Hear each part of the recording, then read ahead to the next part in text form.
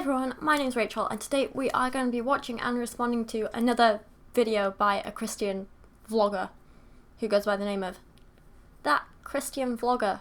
I am feeling a little bit down today, I don't know why, it's a grackle day, and I thought this guy is so insanely happy and upbeat that either I would catch some of that happiness and cheer up myself, or he would give me a reason to be angry.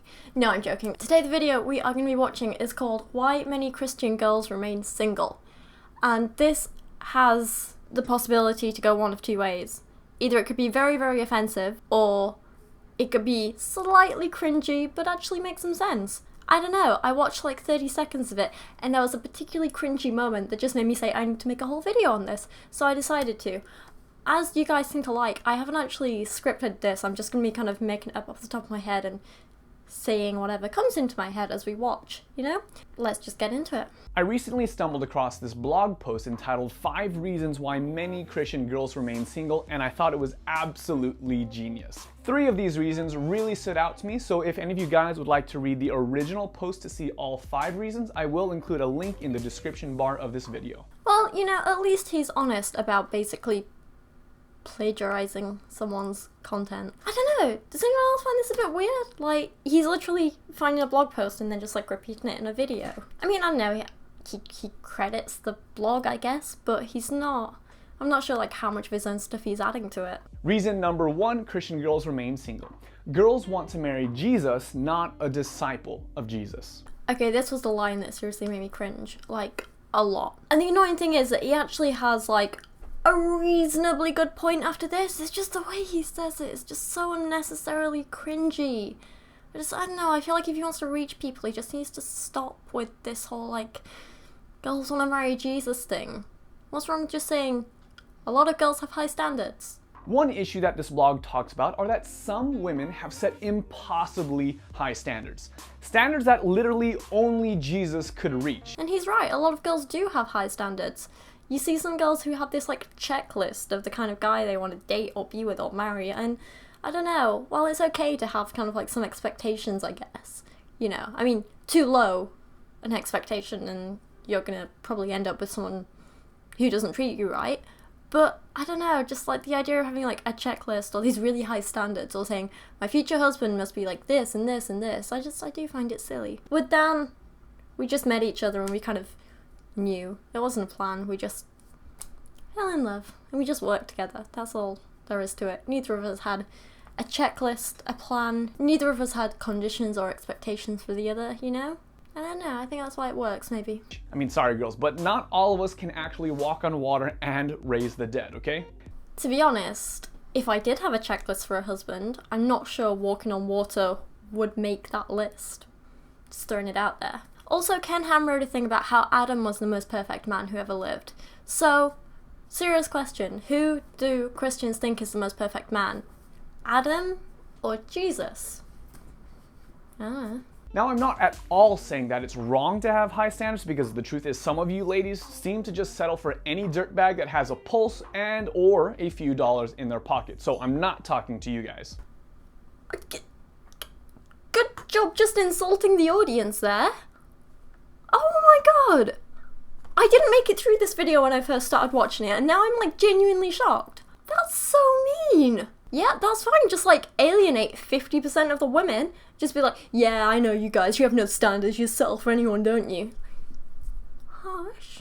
I'm talking to the type of women who are so incredibly picky to a fault. And now just insult the other 50% of women. Good job, good job. One of the best advices that I got when going through premarital counseling I received was to try and find a person whose flaws I didn't mind living with for the rest of my life. Okay, another genuine question. Did he have premarital counseling before he found his fiancée? Although all this said, I know I'm being picky, I'm sorry. All this being said is good advice. You don't want to be with someone who you're trying to change or who you're hoping will change. Dan has his flaws and his faults, and I accept those, and I kind of love him for them. Like, they're not things that really bother me. The biggest problem I have with Dan is that sometimes he leaves the butter out the fridge, or sometimes he'll stay awake too long playing like Fallout on the PC or like something on the PlayStation or whatever, and then I'll be like, Danny, you're gonna be tired tomorrow, and it means that I have to kind of like make sure I'm awake in the morning to wake him up for work. Anyway, the point is, it doesn't really bother me that much. That's stuff I can live with and I'm happy to live with. It's not really an issue. It's not like I'm trying to change him. I'm happy to live with his flaws. So you know what? This guy has some good advice. He's just saying it in a cringy and kind of condescending way. So realize that if you're ever going to find someone special, then you're going to have to be realistic in what you're actually expecting from them. Reason number 2 that Christian girls remain single. They see themselves as princesses, but don't care to treat their man as a prince. Is it just me, or does this guy seem like really sort of anti-woman and kind of like a little bit misogynistic? I don't know, that probably sounds like a crazy thing to say. It's just, I know he's not said anything kind of like outright offensive, but I don't know, it's just a vibe I'm getting. But again, he has a point. It's just the weird way he's saying it. Treat a guy as well as you expect to be treated in a relationship. I think that's perfectly reasonable. As much as Danny is lovely to me and nice and calls me pretty and like calls me cute names and says that I'm like a princess and he treats me well and all this sort of stuff, I do the same for him. I call him my Superman, and I always tell him that he's beautiful and handsome. I think we're both as kind of nice to each other as the other one is. So again, this guy has a good point, but he's just saying it in a little bit of an offensive way, I think. It's weird. The reality is that you are a daughter of God, and you indeed are a princess, and you deserve to be treated well and looked after. So it's not at all wrong to want a man who treats you with, the types of romantic gestures and goes out of his way just to make sure that you're okay. However, this is in fact supposed to be a two-way street. Some women in their pursuit of being a princess don't ever share or give up control to their prince. And to many of us, it does tend to seem that some women are actually looking for slaves and not princes. Again, this was going well until he said the points, give up control and some women are looking for slaves. I know there's some kind of truth to it. It just feels a bit offensive and rude. I've personally been in relationships where this was the case and it was exhausting.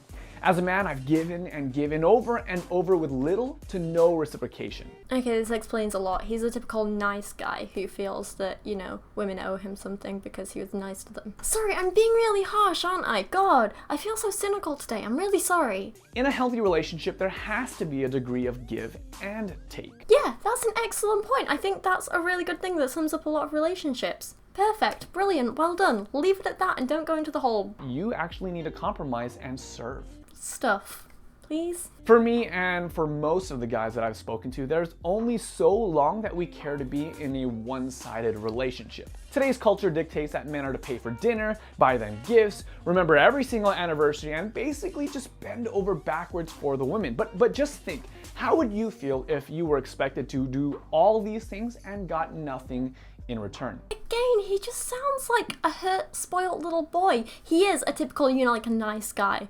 Like internet nice guy who's actually like mean underneath, and if a girl friend zones them, they get really angry. He sounds like that kind of person. Yeah, no, I would never expect a guy to just pay for dinner or pay for a date or do this and do this. And I think remembering anniversaries is a pretty standard one on both sides. Like, I don't think that's too much to ask for. But yeah, no, the rest of it, like, me and Dan have always split money. We've always done things for each other. He buys me gifts, I buy him gifts. It's reciprocal. I think that's a good point. It's just the way he says it just sounds like he's angry with women. So be sure to let them know that their efforts are appreciated and occasionally try to go out of your way to do something special for him. He says it like a woman's never done anything nice for a man ever. It's really condescending and patronizing. It's like, try and do something nice for him. I think it's a bit rude. In fact, I would suggest that for every single time he does something special, that you reciprocate before expecting anything in addition for him. Stop talking to women like they're little girls, please. Many of us won't admit it, but as men, we actually do like receiving gifts or being treated out to surprise dates or things like that. Yeah, because that's what people like. It's not a man thing, it's not a woman thing, it's not some new thing. Like, I don't know why he's making such a big point of this. It should be so simple. Be nice to people. Treat people how you want to be treated. That's like exactly what you teach kids. I don't know, he's saying it like this, it's this crazy new idea, and I just... For many of you ladies, feeling loved is key, but for us guys, being respected is what speaks to us the most loudly. There's not much that will make us feel more special than having the woman that we love telling us how much she respects us and appreciates the stability of character and the type of effort that we put forward into taking care of her. Again, it's like the subtle misogyny. It's just, yeah, because a guy never wants to feel loved, does he? And a woman never wants to feel respected. Yeah, I'll often say to Dan, I really appreciate this thing you did.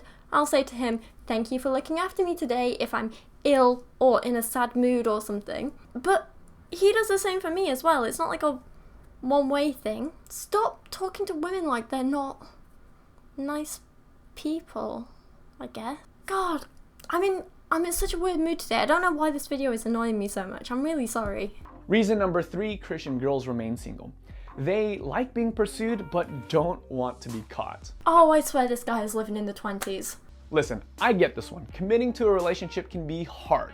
And while stereotypically we say that it's usually the guy who is scared of commitment, I have met many Christian guys who actually feel it's the exact opposite. No, again, it's not a gender thing. Some people want commitment, some people don't want commitment. It depends entirely on who they are, what kind of person they are, and where they are in their life at the minute. It's not a gender thing. Many guys feel like the girl is just playing games or hasn't really grown up. And look, it's cool, I get it. Many women love the thrill of the pursuit and have fully embraced the whole be an individual thing, but I have met many guys who feel as though there are too many girls in the world and just not enough women. Oh, that's right.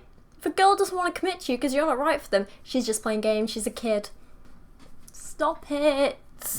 Again, the subtle, offensive sexism, it's just, I spoke with countless guys who felt that they were trying to convince the girl to give things a shot, almost as though that they had to canvass her as to why things could work out well between the two of them. Well, here's the thing, if you have to convince a girl to date you, then she clearly doesn't want to date you. Like, you shouldn't have to convince someone. It's just, it's weird and it's forceful and it's, no. Dating should be a mutual choice.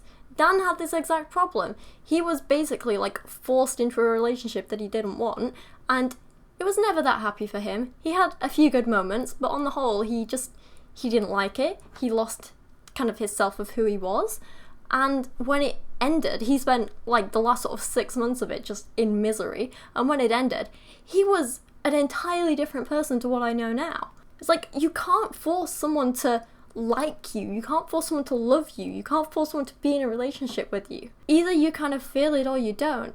Telling people, yeah, but I think you should give it a shot because I really want this, it puts too much pressure on them.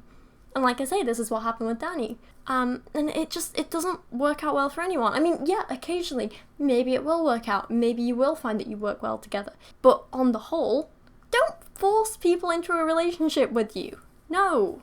Fact. No guy wants to be with a woman who doesn't realize and acknowledge his value too. You know what, can we just change that statement to no person wants to be with another person who doesn't appreciate their value?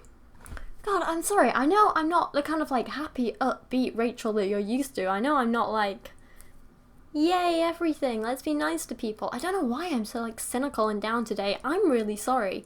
On a happier note, since I announced my Patreon yesterday, like a couple of you people have like signed up and donated things, and I just want to say like I am so completely grateful from the bottom of my heart. That's so incredible, and a huge thank you to all of you.